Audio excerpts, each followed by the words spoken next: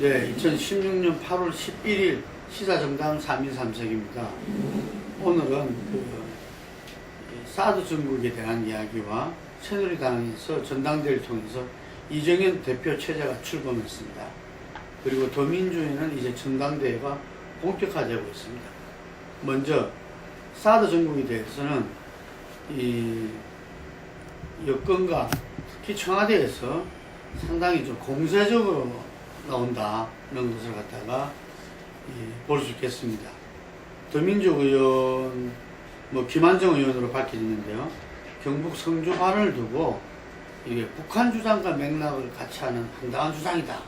이렇게 지금 이야기를 하고 있고, 중국 방문을 하고 온 더민주 초선 의원들한테는 사대주의다. 이렇게 공격을 해댔습니다. 이게 대해서는 어떻게 보고 계십니까? 예, 조금 이제 대통령이 전번에 경북 지역 초선 의원들하고 만난 그 자리에서는 이 성주 지역 분위기가 심상치 않다고 생각을 하고 상당히 좀 이렇게 어떻게든 달래보려고 하는 그런 자세를 취했죠. 그래서 이제 성주 지역 내에서, 국내에서 다른 지역이 있다면 그걸 검토를 해보겠다는 이야기도 하고 그랬는데, 오히려 그게 이제 이 졸속 결정했다는 걸 스스로 드러낸 것이다, 이런 좀 역풍을 맞고, 그렇게 하고 이제 그 시점에 상당히 야권이나 여러 곳에서 이제 좀 공세가 강화됐죠. 강화되면서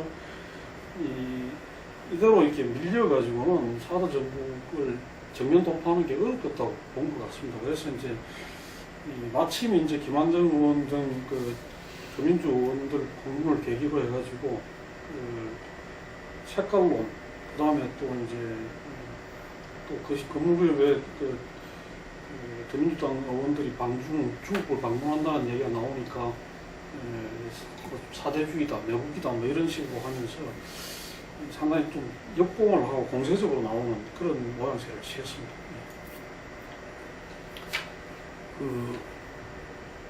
더민주 초선 의원들 방중에서도 홍보 수석이 나서서 상당히 가지 마라 하는 식으로까지 이야기했어요. 사실 중국에서는 지금 이 당국의 입장 발표는 없었지 않습니까? 네, 없었습니다. 예. 좀 이렇게 격이 안 맞다 이런 이야기도 있고 그랬었는데, 굉장히 이제 사실 이게 이 발언이 있고 난 다음에 박지원 국민의당 비대위원장께서 이제 말했듯이 국내 정치형이다. 그렇게 말하는 것이 맞는 것 같습니다. 아까 이제 본부장께서 말씀하셨듯이 모든 것이 수생 국면에서 특히 여기에 우병우 이제 수석의 어떤 비리 의혹이라든가 이런 것이 다 몰려있는 상황에서 이 부분들을 이렇게 청와대가 정면으로 나서면서 다른 여타의 부분들, 전국 현안들을 묻는 그런 효과를 기대했다. 이렇게 이제 보이는 부분들입니다. 지금 사드 배치 결정 후에 현재 여론은 어떻게 움직이고 있습니까? 여론은 아마 이 사드 배치 자체만 놓고 이렇게 찬반을 물었을 때는 지금은 조금 재검토해야 된다는 쪽이 좀 높아지는 그런 추세인 것 같습니다. 근데 이제 아마 최근에 또 이제 대통령이 저렇게 두 가지 변수라고 한다. 하나는 아버지 죽음을 덜먹이면서 보수 역질집을 벌이는 그런 거 하고, 그다음에 또 이제 저렇게 색깔론이나 사대주의 이런 식으로 하면서 이제 공세를 취하는 이런 것들이 어떻게 작용했는지 그까지를 반영한 여론조사는 아직 없습니다만, 지금 아무래도 찬반이 왔다 갔다 하는 그런 지점쯤에서 팽팽하게 맞서고 있지 않겠나 이렇게 봐집니다.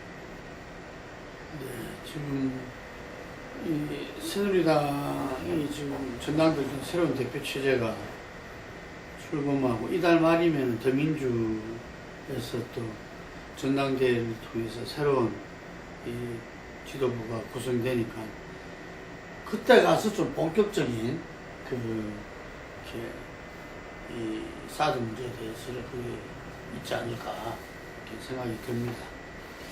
이제 하나 이제 그거 해야 될 부분은 이 사드 문제하고 관련해 가지고 이제 그 의원 외교 부분에 대해서 조금 전에 지적을 했다시피 청와대가 나서 가지고 그렇게 한 것이 이건 상당히 앞으로 좀 두고 문제가 될 수 있는 소지가 있다. 예, 어떤 특정 국가의 국회의원들이 방문하는 것에 대해서 뭐 사대주의다, 명부다 이런 이야기를 하는 것이 나중에 결국은 거꾸로 방목 잡는 게 될 수도 있다고 생각을 한다면 좀 그 청와대 홍보수석이 나서갖고 그런 이야기까지 한 거는 좀 지나치게 과도하고 좀 정치적인 어떤 그게 깔려 있는 그런 게 아니었는가 하는 걸 좀 짚어드려야 된다고 봅니다. 지금 국회 선진화법에서 나타났지만 어쨌든 이 집권했을 때 그리고 다수당이 됐을 때 서로서로 입장들이 다 바뀔 수 있는 거 아닙니까? 예. 예, 그래서 뭐 이전에 노무현 정부 때 노무현 대통령의 어떤 입장이 한나라당이 반대하면서 미국을 방문했다든지 뭐 이런 일도 이렇게 있었다 그러던데 하여간 이거는 어느 한쪽으로만 봐서는 곤란하지 않느냐. 이게 금방 말대로 국내 정치 요인이었다. 이러면은 지금 사드를 두고 나서는 어쨌든 간에 국제 외교적인 측면도 굉장히 중요한데 그런 부분에서는 우리가 오히려 이렇게 자충수를 두는 이런 모습이 좀 나타나고 있는 것 같습니다. 어쨌든 이 모든 부분에서 그 박근혜 대통령 청와대의 어떤 방향과 스탠스를 정해줄 새누리당 전당대회가 이정현 대표 체제 출범으로서 끝났습니다. 이 결과에 대해서는 어떻게 보십니까? 뭐 한마디로 말하면 이제 이게 이 총선 결과가 박 대통령의 어떤 그 불통 리더십, 그다음에 새누리당의 어떤 그런 이 민심을 반영하지 못하는 어떤 그런 모습 이런 거에 대한 국민들의 심판이었다고 본다면 그 결과가 요소야대 아니겠습니까? 그래서 그걸 받아가지고 대통령께서도 직접 이제 협치를 하겠다 내지는 뭐 이렇게 좀 소통을 하겠다 이렇게 했는데 지금 그 이후에 전당대회까지 오는 과정에서 보면 역시 도로 친박당이다. 그리고 이제 대통령 중심의 대통령의 어떤 그런 뭐랄까요 소통을 강화하고 그 다음에 또 어떤 그런 반성의 분위기를 반영하는 그런 거라기보다는 누가 뭐래도 하여간 임기 말까지 내가 중심이 돼서 가겠다는 그런 오기와 어떤 그런 거가 그대로 드러난 결과가 아닌가 그렇게 봐져서 참 걱정이 된다 이렇게 말씀드릴 수 있을 것 같습니다. 이게 원내대표 선출과 그 비대위원장 번복, 그 다음에 이어지는 어떤 걸로 해서 친박당으로 정리하는 이런 분위기가 전당대회를 통해서 한 꼭지점을 이루지 않나 보여주고 앞으로는 아마 대선 후보를 어떻게 하냐만 남아있는 상황인데 하여간에 이정현 이 대표 같은 경우는 어쨌든 호남의 첫 번째 선출직 여당 대표였다. 이게 의미를 두는 것도 상당히 좀 있던데요. 사실 그 부분들에 대해서는 의미를 부여해야 될 부분이 반드시 있지만은 실제 내용으로 봤을 때 과연 호남을 대표성을 가지고 온 케이스가 아니기 때문에 그것보다는 이렇게 박 대통령의 친박계의 명을 받드는 받드는 섬기는 리더십이라고 하는 것은 당 대표가 섬기는 리더십이라고 했을 때 그것이 구체적으로 국민을 섬긴다 이러면 이렇게 정상적인 정치 레토릭인데 여기서 섬긴다라고 하는 의미가 대통령을 의미하는 게 강하기 때문에 그런 의미에서 이렇게 호남 대표라 하더라도 섬김을 당하는 섬기듯이기 때문에 이거는 조금 국민을 봤을 때는 그렇게 수용되지 되는 것 같지는 않습니다.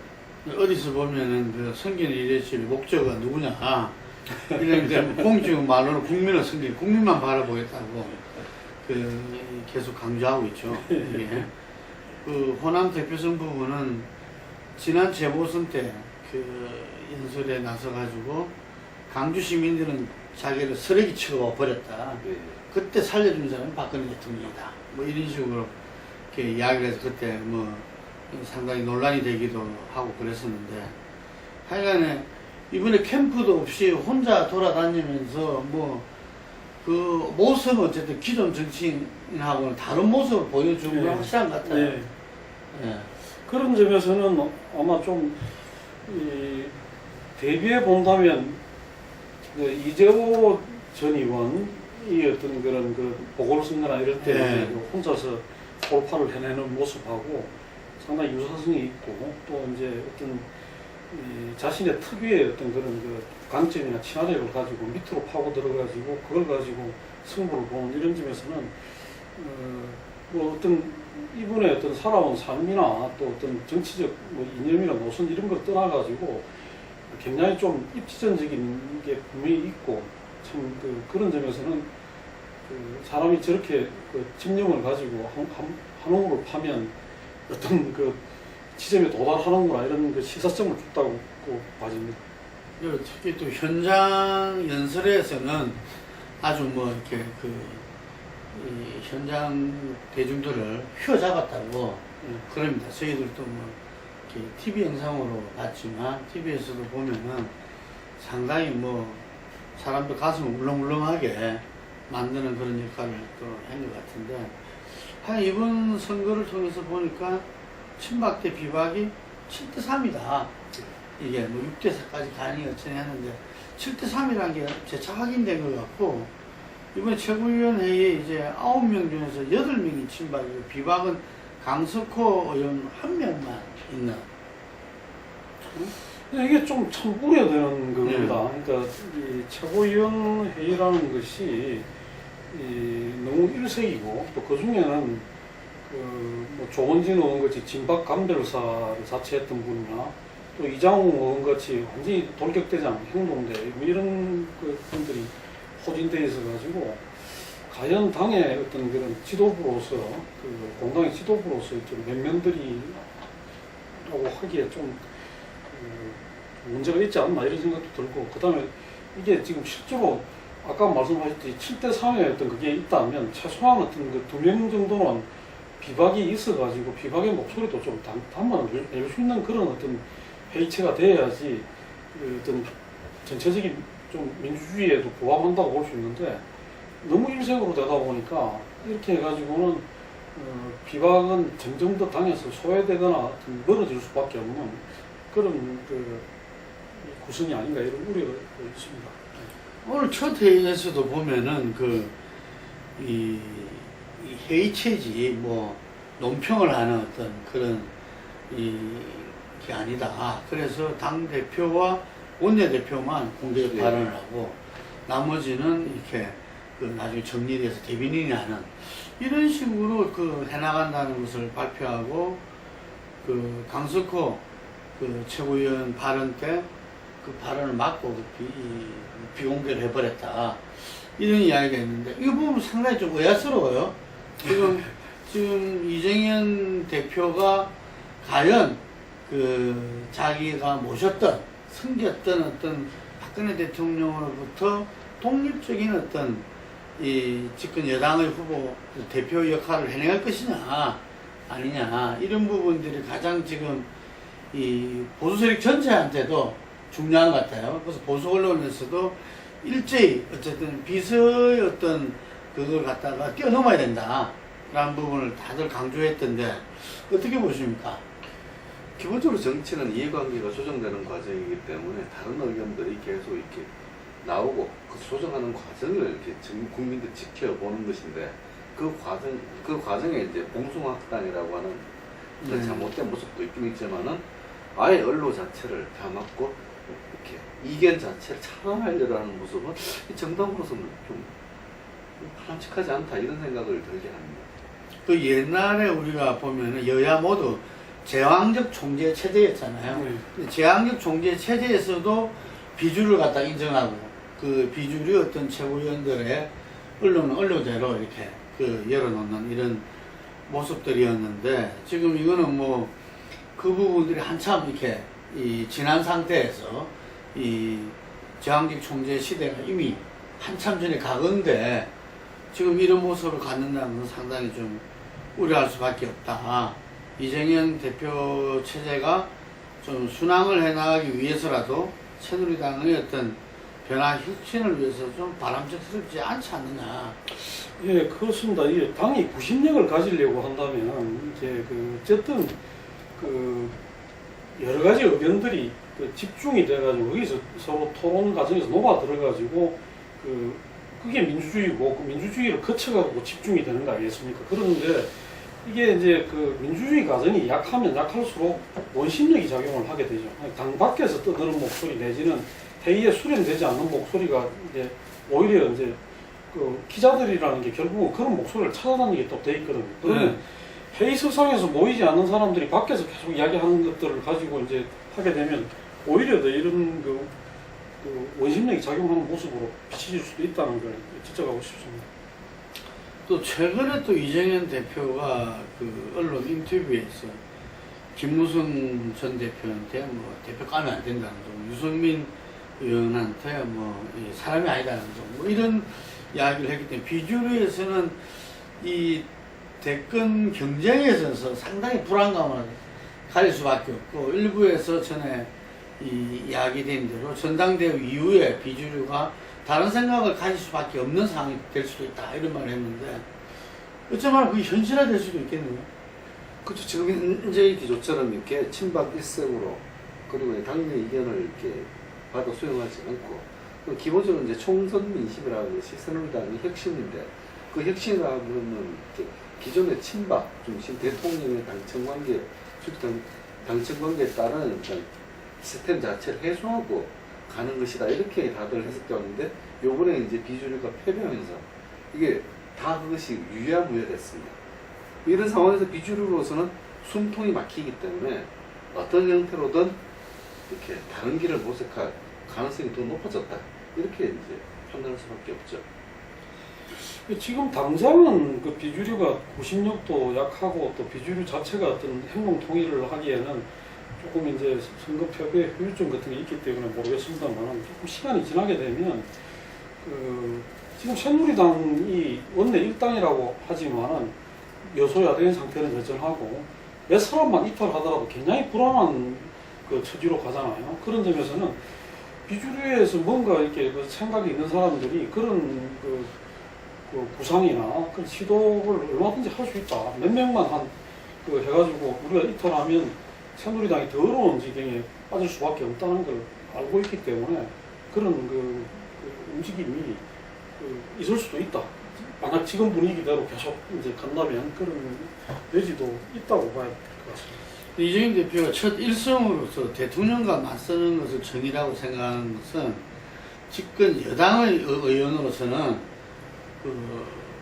기본이 안 돼 있는 것이라는 식으로 군기반장 그 군기를 지금 잡아왔어요. 과연 그 군기가 새누리당의 혁신에 도움이 될지 혹은 거기서 어떤 가로막는 어떤 역할을 될지 어쨌든 도도한 흐름은 새누리당의 혁신의 흐름으로 갈 수밖에 없는데 그 지점에서 아마 이 모순이 어떤 서로 극복의 어떤 상황으로 될지 안 그러면은 어떤 이 새로운 어떤 이 모습으로 이렇게 기결될지는 좀 지켜봐야 되겠습니다. 네, 오늘 그 대통령하고 이제 새누리당 신임 지도부하고 이제 그 오찬을 개만 자리가 있었는데 상당히 분위기는 화기애애했다고 하는데 사실은 이제 그런 자리에서 좀 그 우병우 문제라든가 좀 국민들이 지금 그 하는 문제를 좀 과감하게 좀 저걸 하고 또 그걸 또 대통령이 수용하는 모양새를 취해주고 하게 되면 그 새누리당도 살고 대통령도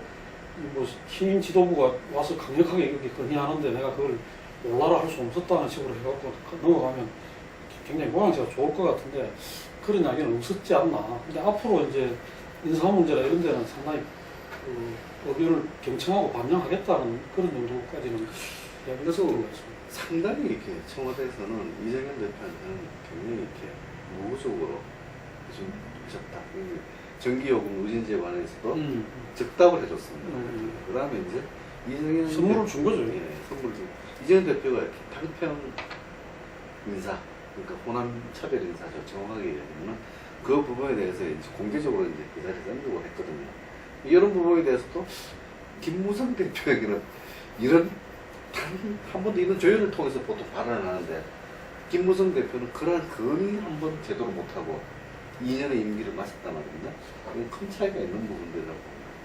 그렇게 1년 9개월 동안 어떤 그 정기회동조차도 못하고 처음 가서 한번 만나고 당선됐을 때 그러고 이제 아마 끝이었죠. 오늘 보면은 이정현 대표는 첫 회동에서도 그 끝나고 나서 서로 또 이렇게 두 분이서 이야기하고 독대 시간도 갖고 뭐 그럴 수밖에 없겠죠. 이게 자기를 이렇게 살려준 사람이 이렇게 그 박근혜 대통령이었고 그리고 본인이 내시로 불러도 좋다고 이렇게 생겼던 분이고 그분이 볼 때도 박근혜 대통령이 볼 때도 가장 신뢰할 수 있는 그 사람이었으니까 또 어찌 말하면 그 부분들이 이심전심으로 그 당원들 표를 움직인 것 같아요. 사전 투표가 이제 그 당원들 투표인데 이게서 이미 그 4,000표 이상의 차이가 이렇게 나버렸다고 그러니까요. 예.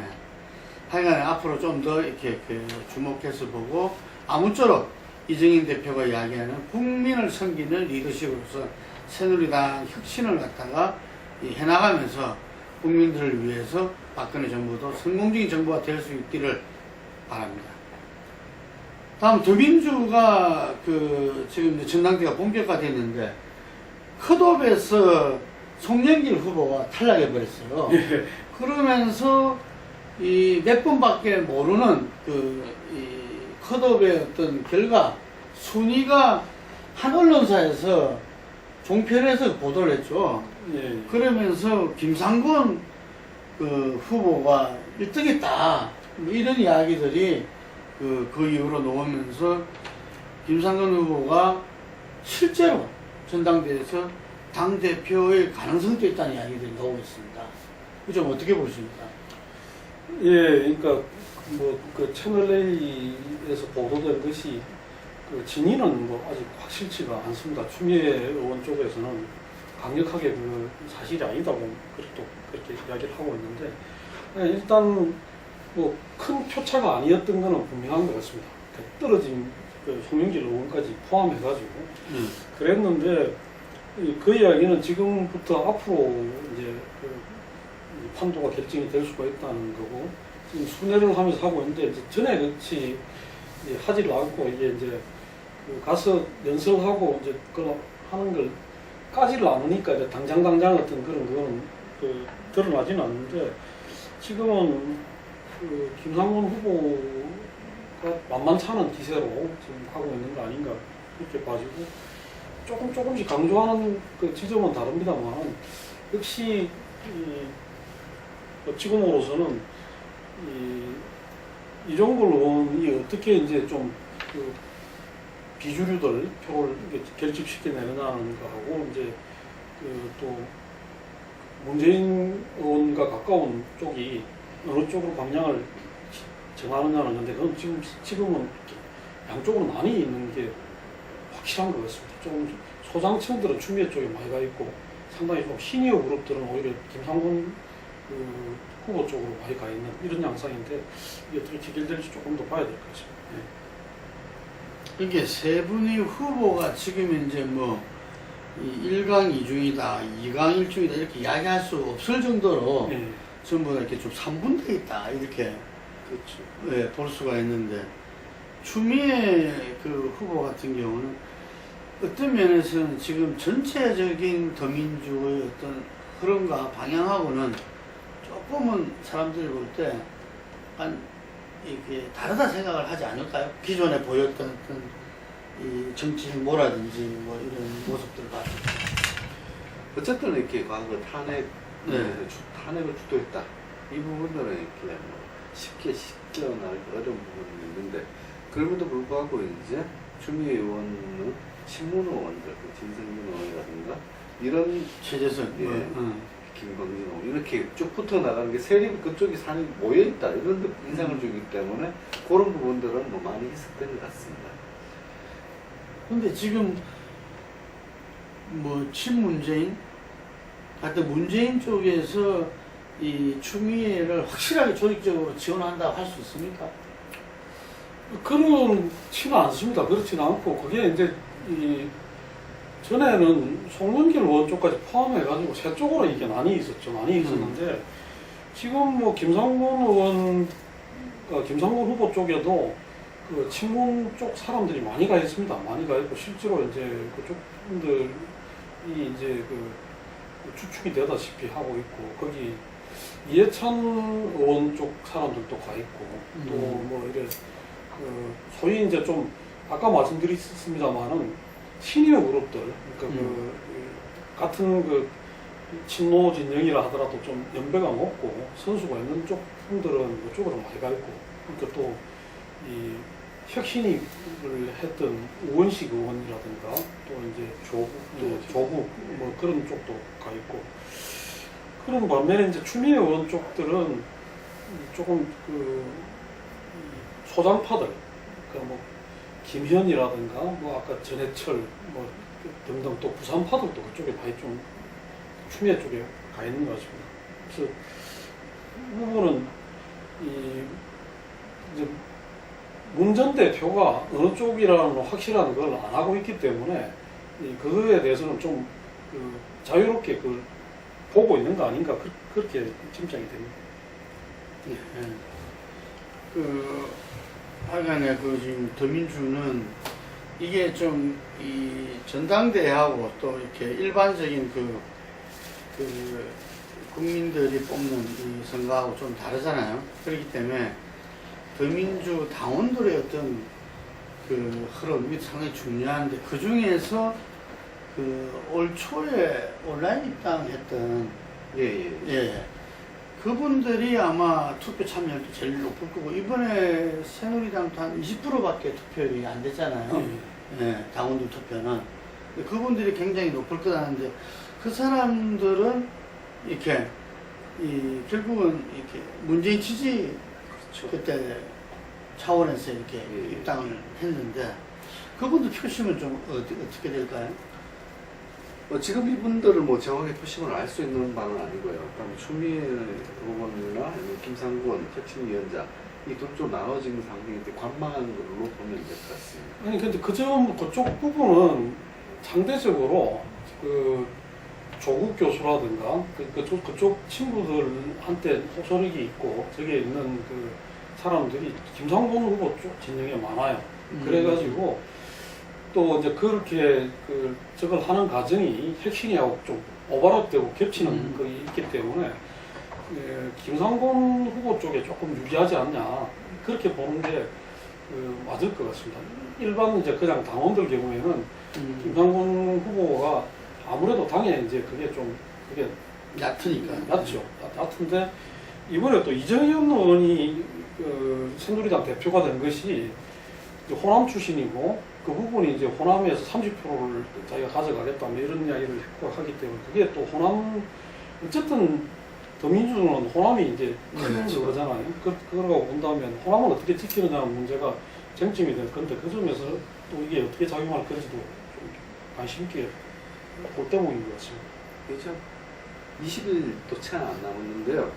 이번에 이제 새누리당 정대가 이렇게 박근혜 대통령이 임기 말에 망가지는 걸 막아야 되겠다라고 하는 이제 지지층하고, 그다음에 반기문이 친박계 대선으로 이제 딱 틀을 잡아가는 상황. 이 두 가지가 결부되면서 이렇게 다른데 대안이 없이 비박계는 아무리 목소리를 높이고 그 정당성을 이야기해도 대안이 없으니까 이제 이정현 후보 쪽으로 몰려갔듯이 이쪽도 마찬가지로 이제 문재인 대안이 뚜렷하게 이제 가시화되지 않는다면 그렇게 뭐 이종걸 이렇게 비주류 대표로 이제 이종걸 후보가 이렇게 나선다 하더라도 크게 영향을 미칠까 이런 생각은 듭니다.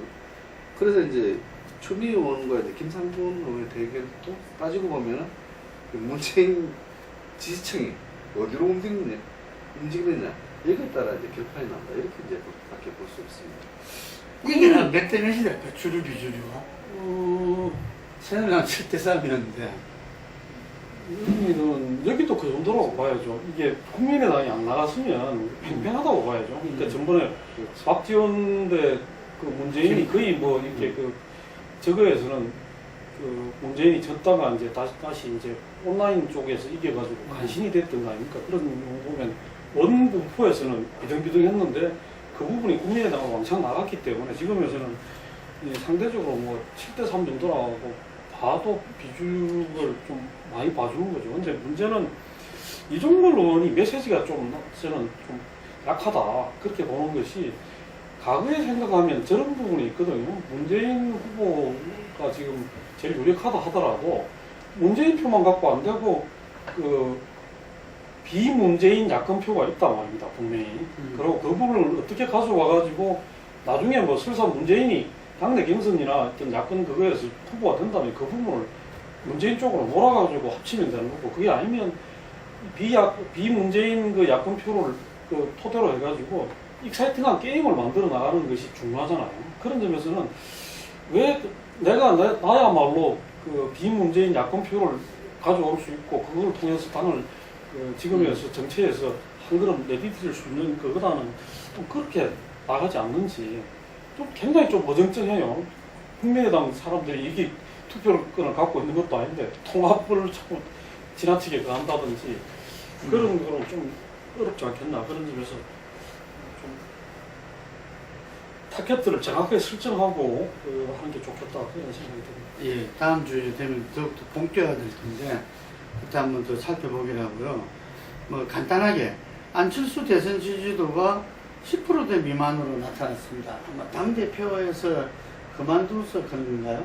그렇죠. 당대표 물러나고 난 다음에 김수민 의원 디베이트 사건 의혹으로 이제 그 다음에 이렇게 언론 주목도라든가 또 본인이 직접 이렇게 뭐 정치 현안에 대해서 사드에 대해서는 국회 비준을 주장하면서 이제 잠깐씩의 모습을 비쳤지만은 언론 주목도가 떨어지면서 이렇게 이제 지지도가 떨어진 게 아닌가 뭐 그렇게 해석됩니다. 예, 여기까지 하겠습니다.